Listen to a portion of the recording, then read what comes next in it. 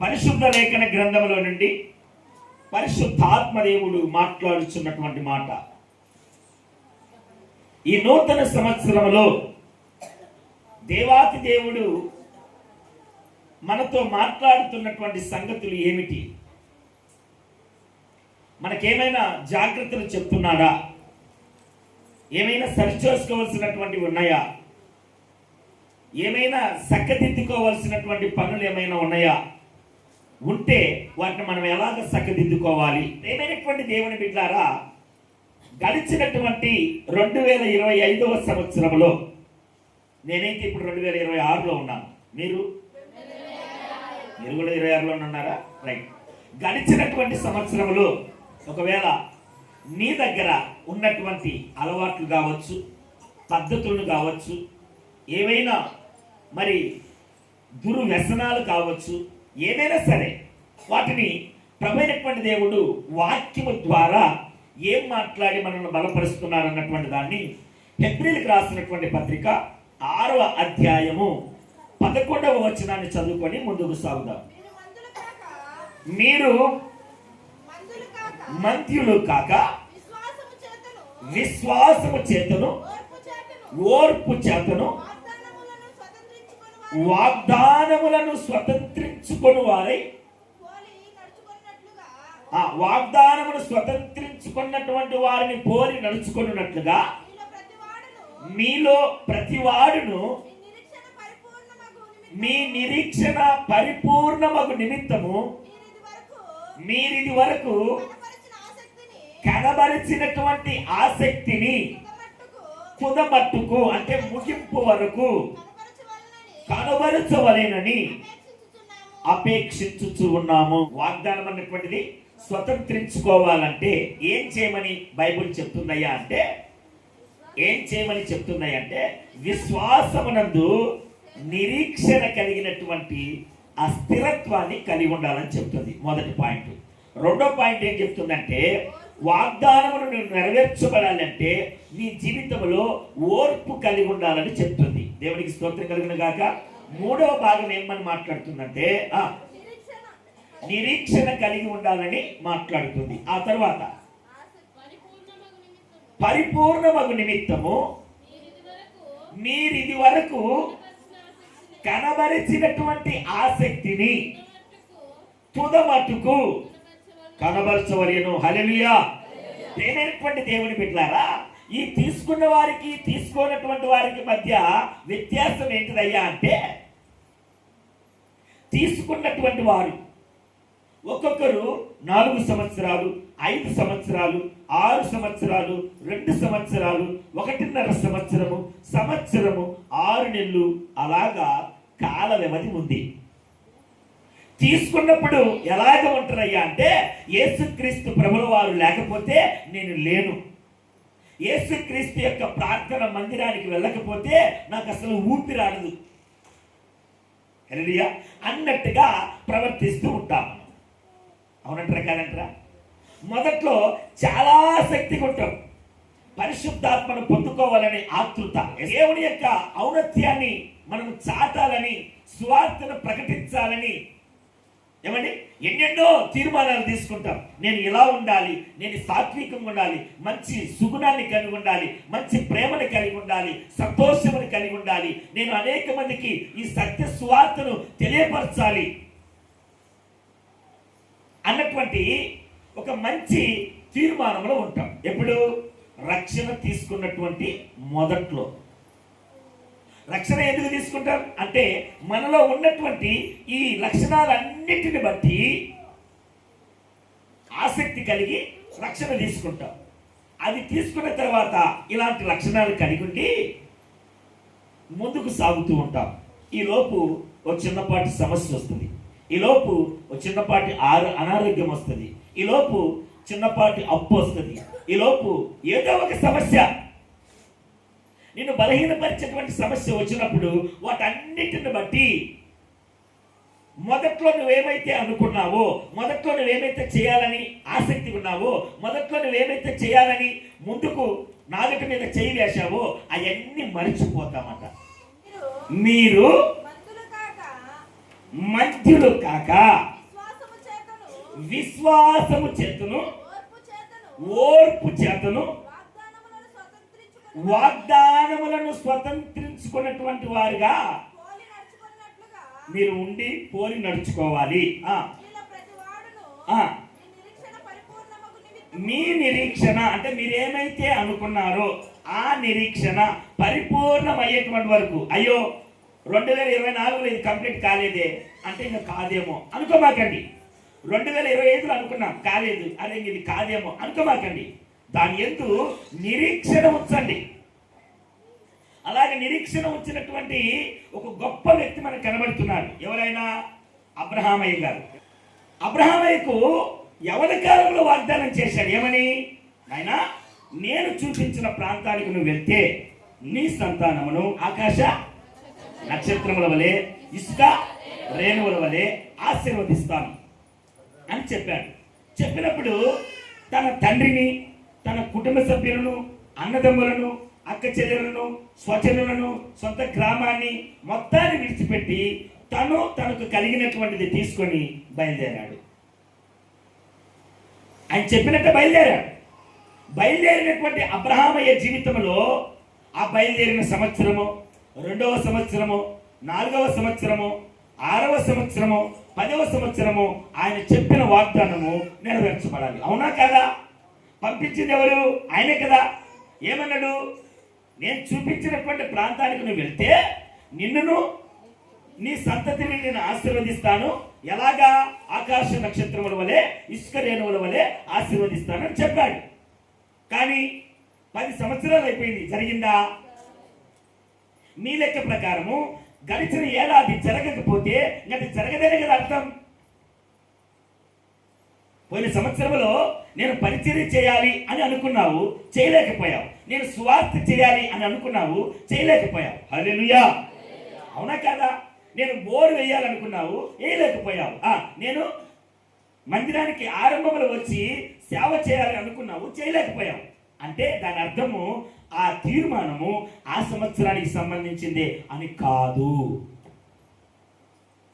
అంతటితో అయిపోయింది అన్నట్టు కాదు. కనుక అబ్రహామయ్య అలాగ నిరీక్షించాడు. ఆయన వాక్యం చెప్తున్నటువంటి మాట ఏమిటంటే, మీరు నిరీక్షణ కలిగి ఉండండి. దేనికోసము? వాగ్దానమును పొందుకునేటువంటి దానికోసము. ఈరోజు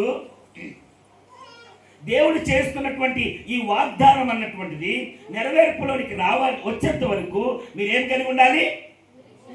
నిరీక్షణ కలిగి ఉండాలి.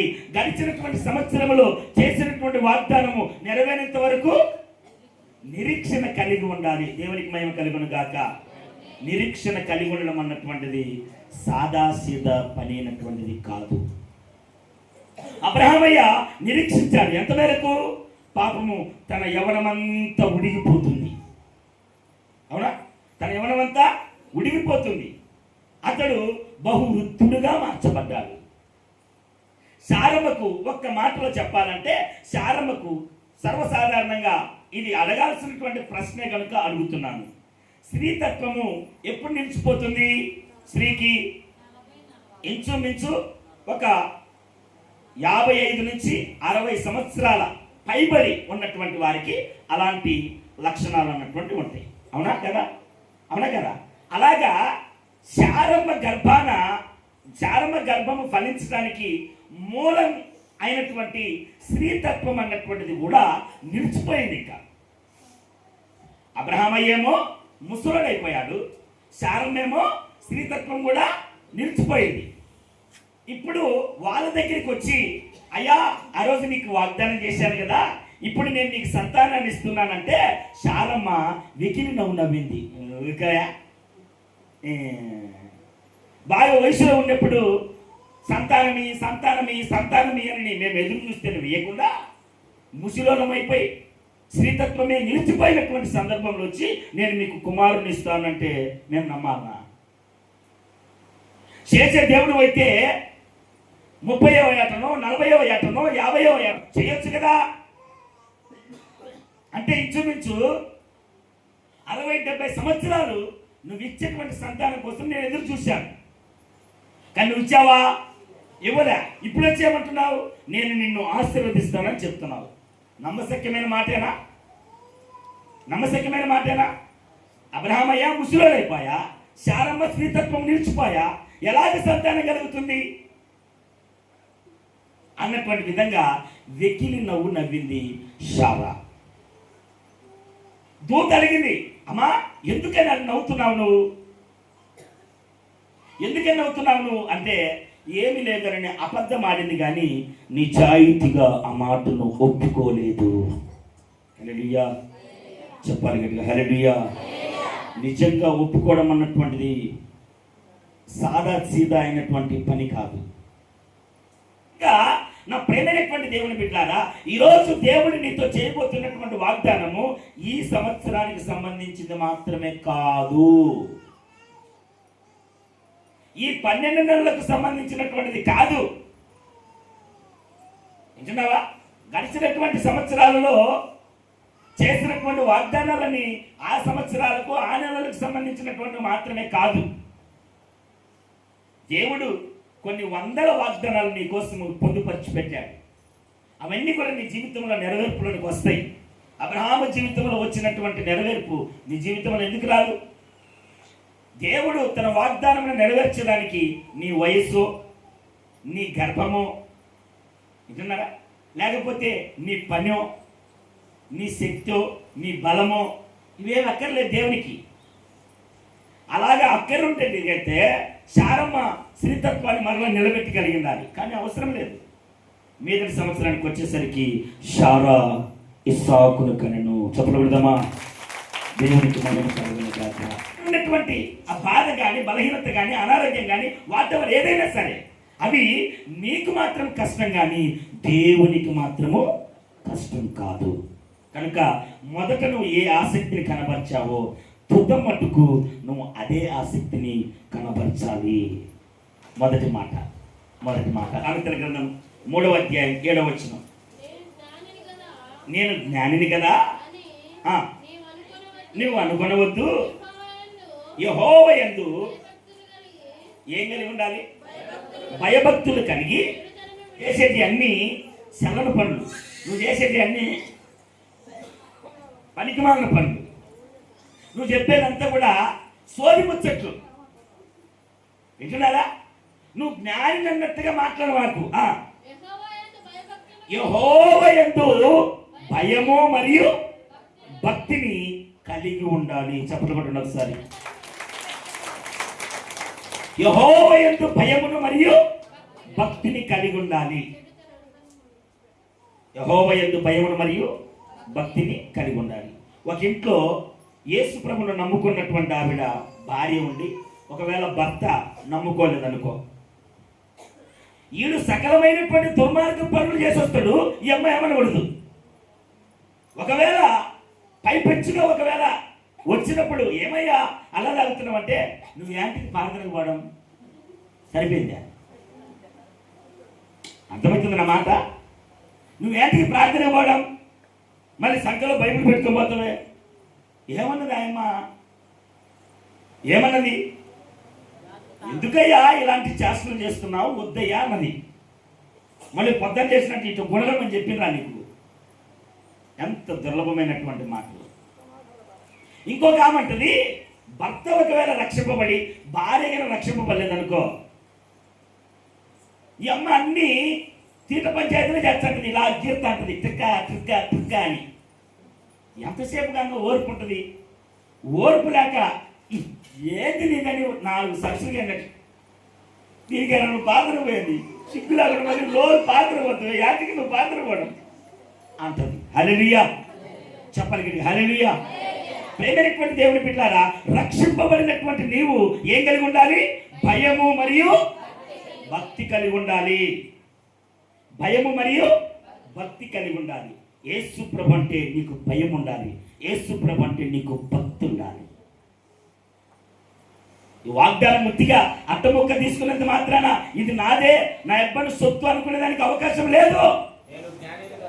నేను జ్ఞానిని కదా అని నువ్వు అనుకోవద్దు. యెహోవా యందు భయభక్తులు కలిగి ఏందన్నా ఏందన్నా? నాకు వినిపించలేదు, గట్టి చెప్పనా? చెడుతనమును ఏందన్నా అన్నా? ఇక్కడే ఉన్నారా? ఏం విడిచిపెట్టాలంట?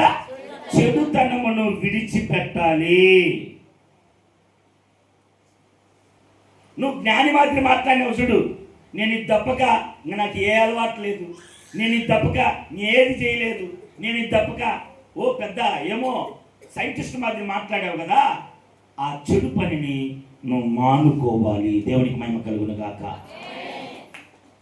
వాగ్దానం నీ జీవితంలో నెరవేర్చబడాలంటే వాగ్దాన పుత్రుడిగా నువ్వు నెరవేర్చబడాలనేటువంటి జీవితాన్ని జీవించాలంటే నువ్వేం చేయాలి? చెడుతనమును విడిచిపెట్టాలి. ఒకవేళ 2025వ సంవత్సరంలో ఒకవేళ నువ్వు బూతులు మాడేటువంటి వ్యక్తిరాలుగా ఉన్నావేమో, మందు తాగేటువంటి వ్యక్తిరాలుగా ఉన్నావు. ఒక ఆడవాళ్ళు మందు తాగుతారా? గొప్పలు చెప్పలు ఉన్నారు. నా ఏమన్నా రండి, నేను చూపిస్తాను.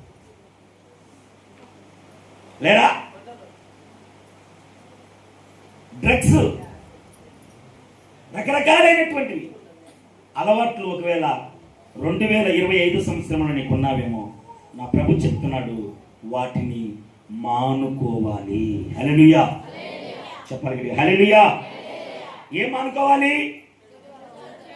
చెడుతనమును విడిచిపెట్టాలి, మానుకోవాలి. అలా కాకుండా నేను కొనసాగిస్తానయ్యా అంటే 2026 నీకు అంతం కావచ్చు. జాగ్రత్త. 2026వ సంవత్సరమే నీకు అంతం కావచ్చు. తిమోతికి రాసిన మొదటి పత్రిక 4వ అధ్యాయం 11వ వచనం. ఈ నీ సంగతి యవ్వనమును బట్టి ఆ. ఎవడును ఆ. నిన్ను తృణీకరించనీయకుము ఆ. గాని మాటలోను ప్రవర్తనలోను ఆ. ప్రేమలోను ఆ. విశ్వాసములోను ఆ. పవిత్రతలోను ఆ. విశ్వాసులకు ఆ. మాదిరిగా ఉండుము. దేవునికి మహిమ కలుగును గాక. ఏం చెప్తుంది ఈ వచనము? ప్రేమ కలిగి ఉండాలి. ఏం కలిగి ఉండాలి? ప్రేమ కలిగి ఉండాలి.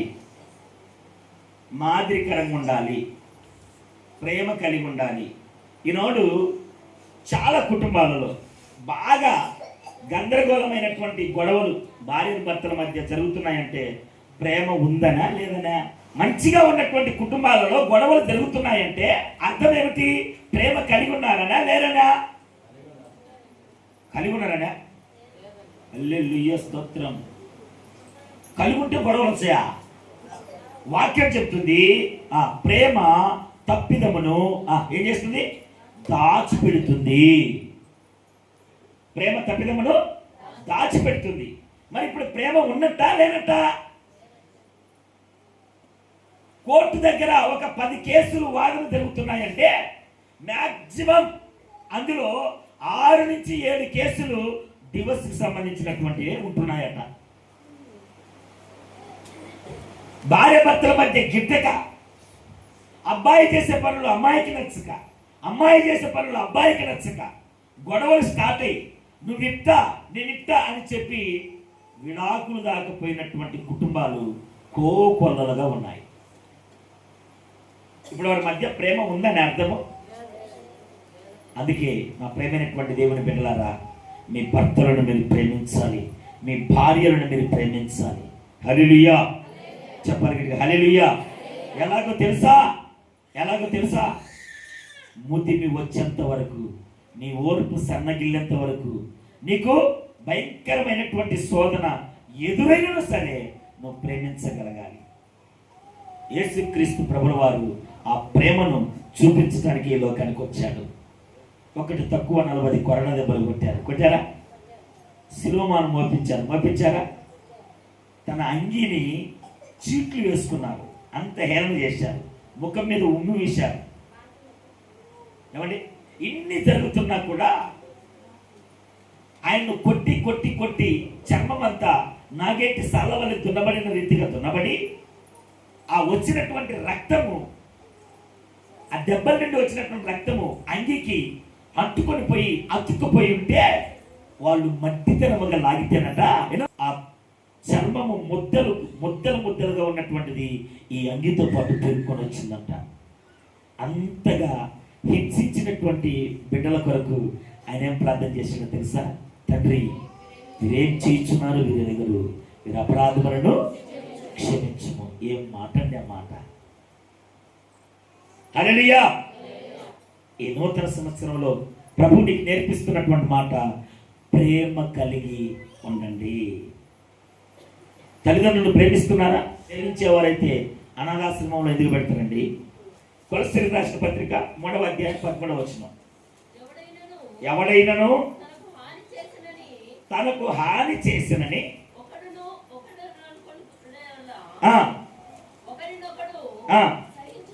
సహించుచు క్షమించుడి.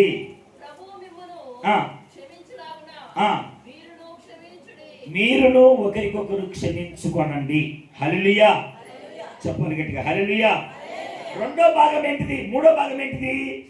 క్షమించేటువంటి తత్వం ఉండాలి. భార్య భర్తను క్షమించాలి, భర్త భార్యను క్షమించాలి, తల్లి పిల్లలను క్షమించాలి, పిల్లలు తల్లిదండ్రులను క్షమించాలి. అంటే పొరపాట్లు జరుగుతూ ఉంటాయి. వాక్యం చెప్తుంది, నీతిమంతుడు ఒక్కడును లేడు, ఏ ఒక్కడును లేడు. అంటే మనందరం కూడా సహజ సిద్ధంగా తెలియకుండానే తప్పులు చేసేటువంటి లక్షణాలు కలిగినటువంటి వారు. అయితే ఆ లక్షణాలని సరిదిద్దుకున్నటువంటి వాడు ధన్యుడు, సరిదిద్దుకోలేనటువంటి వాడు మూర్ఖుడు.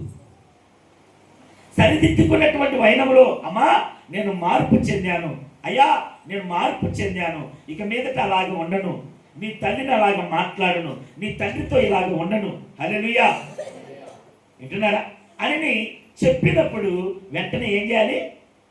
క్షమించాలి. హల్లెలూయా! ఏం చేయాలమ్మా?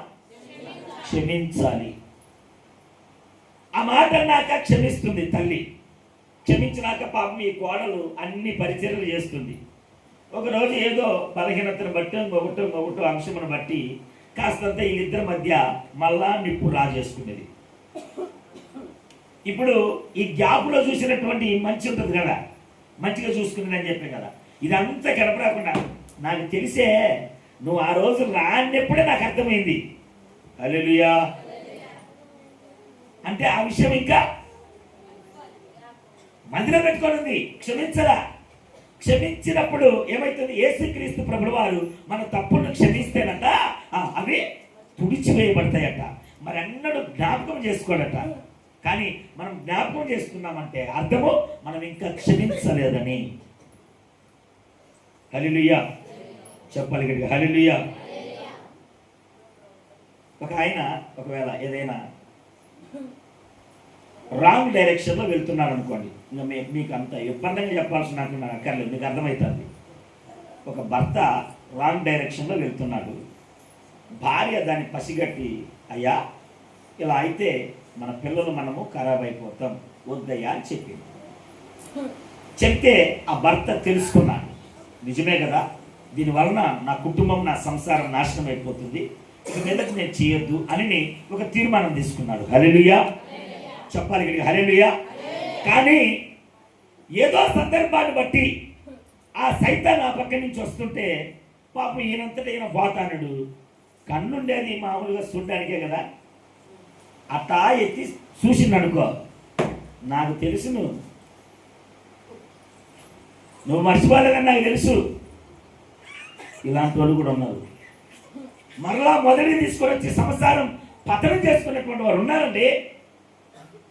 అందుకే జాగ్రత్త, జాగ్రత్త. ఇలాంటివి చాలా జాగ్రత్తగా కుటుంబాలలో సరి చేసుకోవాలి, చక్కపరచుకోవాలి, లేకపోతే కుటుంబాలు దారుణంగా పతనం అయిపోతాయి. ఈ నూతన సంవత్సరంలో దేవుడితో మాట్లాడుతున్నటువంటి మాటలు ఇవి. అంటున్నావా? నా ప్రేమైనటువంటి దేవుని బిడ్డలారా, మాటి మాటికి మర్చిపోయినటువంటి దాన్ని గుర్తుకు చేయకు. సైతానా, గుర్తు చేయగాకు. ఏం కలిగి ఉండాలి ఇక్కడ? ఏం కలిగి ఉండాలి? క్షమించేటువంటి తత్వాన్ని కలిగి ఉండాలి. నువ్వు క్షమించావంటే మరి అన్నడు దాన్ని జ్ఞాపకం చేయకూడదు. ఇంకా విన్నావా?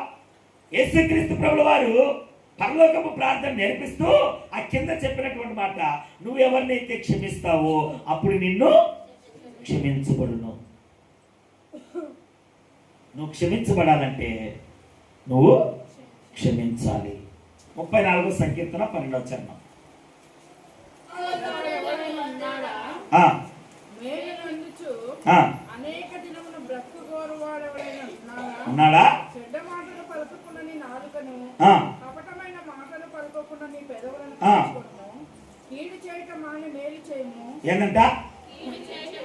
ఆ మాటలు పలకండి. కీడు చేయటం మాని మేలు చేయండి. హల్లెలూయా. పొరపాటును కూడా నీ పక్కన ఉన్నటువంటి వాడు నీ శత్రువైనా సరే వానికి కీడు చేయమాకండి. మీ శత్రువైనా సరే. మీకు ఒక సంగతిని చెప్తాను. నేను ఊర్లోకి పోయినప్పుడు నన్ను అమ్మనా బూతులు తిట్టున్నాక ఆయన పెద్ద మనిషి. నేను చేసిందేమి మళ్ళీ నేను వాళ్ళేమో హాని చేయలేక ఒకటి చేయలే, ఏం చేయలే. సత్య సువార్తను పంచుకున్నా అంతే. బాగా తిట్టింది నన్ను. తిట్టిపోయినాక 3వ రోజు 4వ రోజు అవుపొచ్చింది. అంతకుముందు అవుపొస్తున్నప్పుడు ప్రైజ్ లార్డ్ స్వామి బాగున్నారా అని అడిగేవాని. ఇప్పుడు నన్ను తిట్టిండు. నేను ప్రైజ్ లార్డ్ చెప్పాలా చెప్పద్దా? నేను ప్రైజ్ లార్డ్ చెప్తుంటే తలకాయ ఆపక తిప్పుకొని పోతాను. హల్లెలూయా చెప్పాలి. హల్లెలూయా. నువ్వు మేలు చేయకపోయినా పర్లేదు కానీ కీడు చేయి మాకు, జాగ్రత్త. కొంతమంది అత్తలు కోడలు ఉన్నారు అనుకోండి, బాగా రెండో కోడలు వచ్చింది. అమ్మ మీ అత్త నిన్న నాడేం చెప్తాను తెలిసినా, నువ్వు పలానంటనే సరిపోయింది. నిప్పు రగులుకుని ఇది రగులుకోని రగులుకోని రగులుకోని పెద్ద మంటయి ఏమవుతుంది? బాగా ఉన్నటువంటి ఆ అన్యోన్య సహవాసము చెడుగా మార్చబడుతుంది.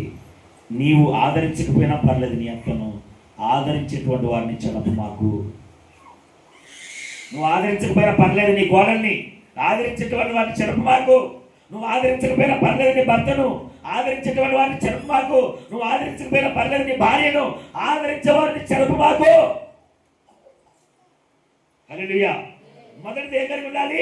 చెడుతనమును విడిచిపెట్టాలి. రెండవది ప్రేమ కలిగి ఉండాలి. మూడవది క్షమించే గుణం కలిగి ఉండాలి. నాలుగవది కీడు చేయుట మానుకోవాలి. దేవునికి స్తోత్రం కలుగును గాక. హెబ్రీ 6:12 కూడా చదవండి. మీరు మందులు కాక విశ్వాసము చేతను ఓర్పు చేతను వాగ్దానములను స్వతంత్రించుకున్న వారిని పోలి నడుచుకున్నట్లుగా మీలో ప్రతి వాడును మీ నిరీక్షణ పరిపూర్ణమైన నిమిత్తము మీరు ఇదివరకే కనపరిచిన ఆసక్తి కలిగి ఉండాలి. సుధమటుకు కనపరచవాలి. ఆసక్తి కలిగి ఉండాలి. ఆసక్తి కలిగి ఉండాలి. భర్త పైన ఆసక్తి, భార్య పైన ఆసక్తి, అత్తమామ పైన ఆసక్తి, ఏమండి, తర్వాత తల్లిదండ్రుల పైన ఆసక్తి, పిల్లల పైన ఆసక్తి, సంఘం పైన ఆసక్తి, సంఘ సేవకుల పైన ఆసక్తి. హల్లెలూయా. ఎప్పుడైతే నువ్వు ప్రభునందు ఆసక్తి కలిగి ఉంటావో అప్పుడు నీ యందు దేవుడు ఆసక్తి కలిగి ఉంటాడు. దేవునికి స్తోత్రం కలుగును గాక. మొదటిది ఏం కలిగి ఉండాలి? చెడుతనమును మర్చిపోవాలి, విడిచిపెట్టాలి. రెండవది ప్రేమ కలిగి ఉండాలి. మూడవది క్షమించేటువంటి గుణాన్ని కలిగి ఉండాలి. నాలుగవది కీడు చేయటం మానుకోవాలి. ఐదవది ఆసక్తిని కనబరచాలి. దేవునికి మహిమ కలుగును గాక. నా దైవజనుడు ఏం చేస్తున్నాడు అని అన్నటువంటి అస్సలు ఉండాలి. ఈ 2025 సంవత్సరంలో 16 బాప్తిస్మములు ఇచ్చాం. అవునా? 16 బాప్తిస్మలు ఇచ్చాం. మేము కావాలని కోరుకునేదాన్ని 20. 16 బాప్తిస్మలు ఇచ్చాం. రెండవది, ఈ 2025 సంవత్సరంలో మందిరాన్ని ఓపెనింగ్ చేశాం. ఈ 2025లో 60,000 విలువ చేసేటువంటి బాక్సులు తెచ్చాం. ఈ 2025లో 30,000 విలువ చేసేటువంటి కీబోర్డ్ తెచ్చాం. ఈ 2025లో పైకి మాటలు వినిపించాలని చిన్నపాటి అది యాంఫివే, తర్వాత దానికి సంబంధించినటువంటి తర్వాత మైకులు దేవుడు ఈ 2025లో చేశాడు. దేవుడి స్తోత్రం కనుక ఈ 2025లో యూట్యూబ్ ఛానల్ను ఓపెనింగ్ చేశాం. దేవుడికి మహిమ కలుగును గాక. ఈ 2025లో కిచెన్ కట్టాం. దేవుడికి స్తోత్రం కలుగును గాక. ఈ 2025లో వాసులు కట్టాం. దేవుడికి మహిమ కలుగును గాక. ఇవన్నీ ఎట్లా జరిగినాయి అంటే పాస్ట్రైకు పైనుంచి ద్వారాలు తెరబడి గుమ్మాలు తూకలా. ఇదంతా మీ అందరి సహకారంతో జరిగినటువంటి దేవుని కార్యాలు. దేవునికి మహిమ కలుగును గాక. ఒక్క మందిరం విషయంలోనే ఇన్ని కార్యాలు జరిగితే మరి నీ విషయంలో ఎన్ని కార్యాలు జరిగినాయి, ఎన్ని మర్చిపోయావు? ప్రభువునందు ఆసక్తికరమైనటువంటి పనులు చేయగలుగుతామో దేవుడు మన పనులను ఆసక్తికరంగా చేస్తాడు. ఇలాంటి మంచి లక్షణాలను కలిగి మీరందరూ కూడా మంచి ఫలాలను ఫలించాలని ప్రేమపూర్వకంగా తెలియపరుస్తున్నాను. దేవుడి మాటలను దీవించును గాక. బిగ్గరగా చప్పట్లు కొడదామా? బిగ్గరగా దేవునికి స్తోత్రం.